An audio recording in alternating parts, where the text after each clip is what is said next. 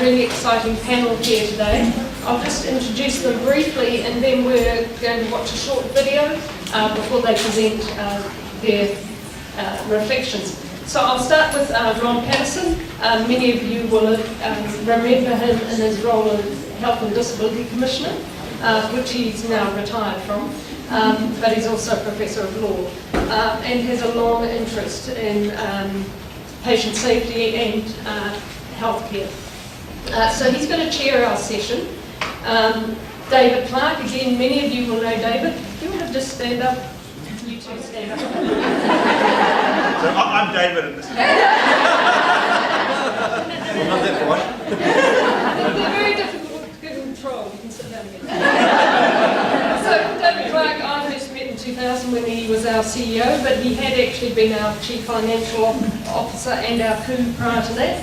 And he has the enviable quality of remembering everybody's names, which is not something I possess at all. So he's going to talk about being a patient here, not being the CEO here.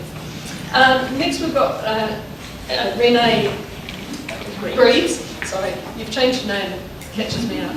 Renee has also been a patient here, had quite a long inpatient stay, and it's going to reflect both on the inpatient and outpatient ambulatory care.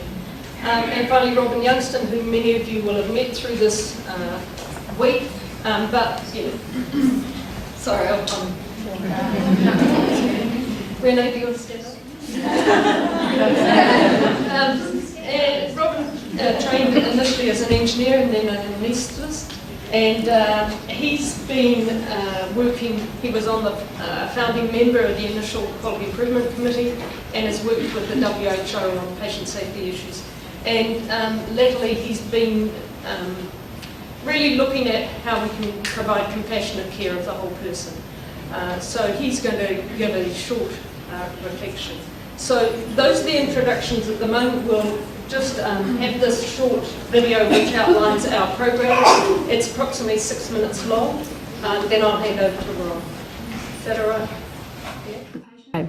The Patient and Whānau-centred care program is part of our triple aim in the organisation. Now, the triple aim is about improving the patient's experience, it's about looking at the costs and affordability, and it's also about our population needs.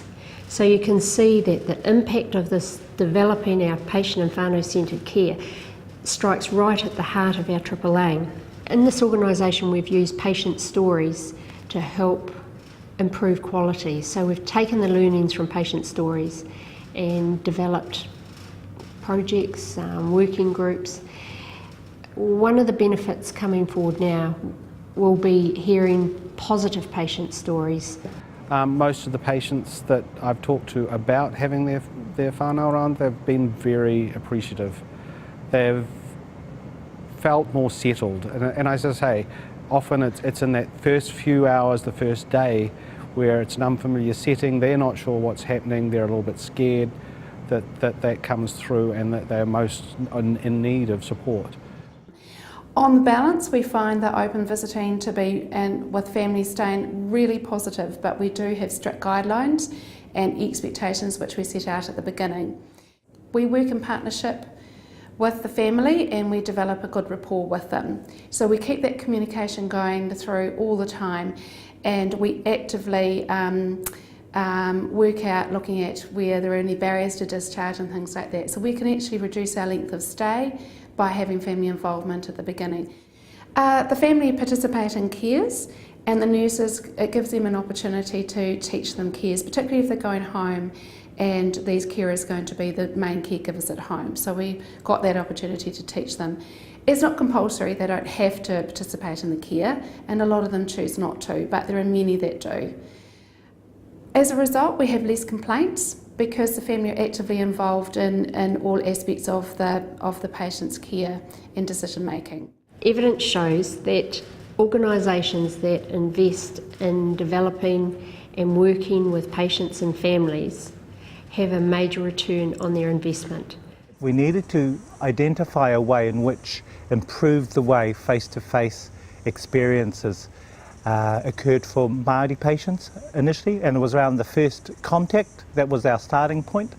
But we realised that as we got into this a bit more, that by developing a tool that standardised the 6 principles of engagement, that all people would benefit from it, not just Māori patients. Because partnership is what we're going to be achieving. Partnership is what we're going to be achieving, but we're protecting the human rights, we're honouring and respecting it, we're increasing participation, and with increased participation, that's the model of partnership that we actually seek.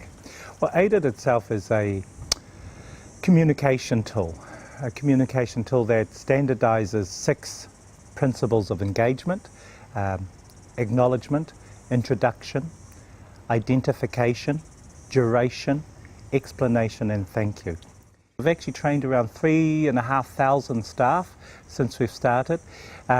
What difference it makes is that patients are now saying they know who is talking to them. Well, I hope that's what they're saying, because that's exactly, some of the data show that they know who they're talking to, they know why they're there, and they know who, they actually just feel more part of what's happening. Some areas need to be convinced of the benefits. Some areas have taken this on as part of normal practice, and so they can see the benefits, they just want some help. The main concerns raised were that we would be inundated with visitors, that ward rounds and the primary activities that sort of happen in the morning would be interrupted by family in Whaanau. Also the concern that they would all want to stay overnight. The reality is that yes, we have more visitors now in the morning, but those visitors tend to be with their family. So the patient and their family are together, they don't tend to crowd the wards. And overnight, there are very few people that have actually chosen to stay.